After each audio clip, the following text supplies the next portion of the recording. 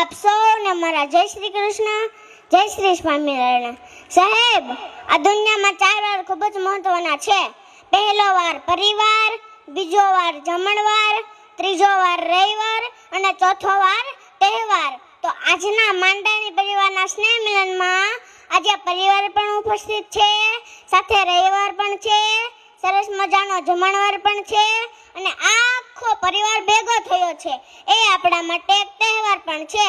તો આજના માંડાની પરિવારના સ્નેહ મિલનમાં સાચા અર્થમાં સ્નેહ મિલન કોને કહેવાય ને, એ આપ સૌને કહેવા માંગુ છું.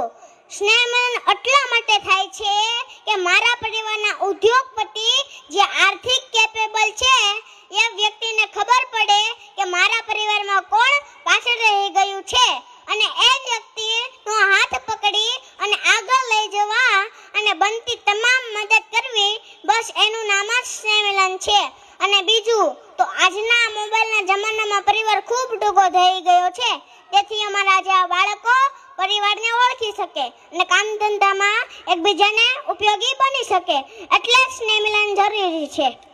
તો આજના પ્રોગ્રામમાં મારી એક રીલ્સ ખૂબ જ વાયરલ થઈ રહી છે, તો આપ સૌની સામે રજૂ કરવા માંગુ છું.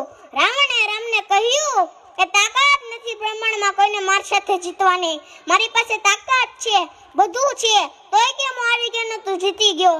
તઈ રામે રાવણને કીધું કે જીતવા માટે આપણા ભાઈઓ ભેગા જોઈએ, બાકી ગમે એટલી દુનિયા ભેગી થાય તોય ભેગું ન થાય.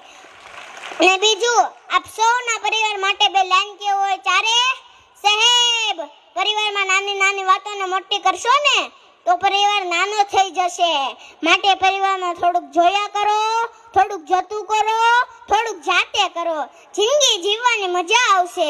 કારણ કે ઘર મોટા હોવાથી ભેગું નથી રહેવાતું, પણ મન મોટા હોય ને તો ભેગું રહેવાય છે, તો ભેગું રહેવાય છે. ફરી વાર આપ સૌનો ખૂબ આભાર કે મને એટલો સમય સાંભળ્યો. ભારત માતા કી જય.